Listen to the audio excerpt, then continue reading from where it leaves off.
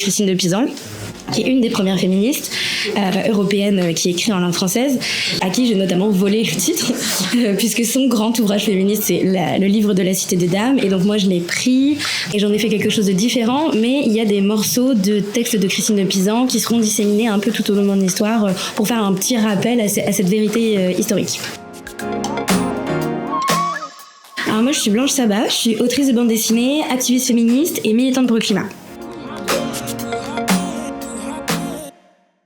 Ma dernière actu, c'est La Cité des Dames. C'est une saga d'heroic fantasy féministe. Le premier tome est sorti le 24 avril et ça parle de lutte sociale, de féminisme, d'écologie, de lutte des classes, mais transposé dans un contexte fantastique qui ressemble beaucoup à l'Europe du XIIIe siècle, mais avec de la magie, des dragons, des croisades, des aventures. Donc en théorie, ça vous fera réfléchir à la société dans laquelle on vit, mais dans un carcan beaucoup plus fun. Le point de départ de La Cité des Dames, c'est d'abord mon amour pour le genre de l'heroic fantasy. C'est un genre littéraire que j'adore, et d'autre part mes idées féministes. Et je trouvais que les idées féministes, mais aussi de lutte sociale, écolo, étaient pas forcément hyper bien représentées dans ce genre-là, alors que moi j'adore cette littérature. J'ai beaucoup travaillé dans mes ouvrages précédents sur l'impact que les histoires ont sur notre réalité, et notamment sur notre manière de nous percevoir en tant que femmes et minorités de genre.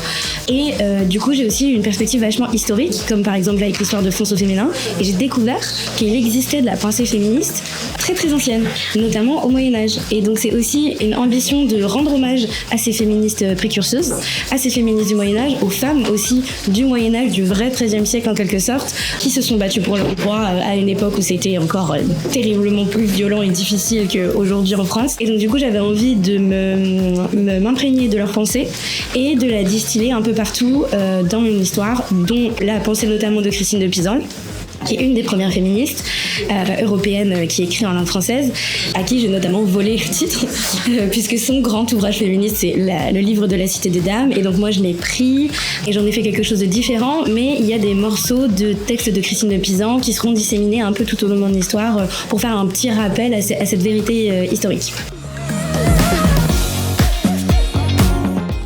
Dernier coup de cœur, alors j'en ai deux, un BD et un essai. La BD c'est Terre ou Lune de Jade Co, qui est juste sublime, genre c'est vraiment magnifique, propos écolo, science-fiction, aussi voyage introspectif, histoire un peu coming of age adolescente, et vraiment j'insiste énormément sur la virtuosité de son trait, c'est délicat, la couleur est extrêmement impressionnante, tout est fait au traditionnel, et je suis allée voir les planches originales exposées dans une galerie dans le 9e à Paris. C'est marrant parce que la BD est énorme, mais les planches sont pas immenses, c'est assez petit, c'est comme ça, et donc le degré de minutie que ça demande de faire 260 pages avec cette qualité-là de dessin, je suis très très impressionnée, donc vraiment Terre ou Lune, je peux pas le recommander assez. Et le deuxième coup de cœur, c'est Vivre libre de Amandine Gay, avec qui j'ai fait une table ronde au Pop Woman Festival 2026, qui parle de vivre sous la suprématie blanche, mais aussi évidemment de perspectives féministes et de comment est-ce qu'on peut créer des alliances et des solidarités. Et pour moi, c'est un livre qui est hyper agréable à lire et qui donne plein d'espoir. Et Amandine est passionnante. Voilà, je recommande absolument ces deux ouvrages.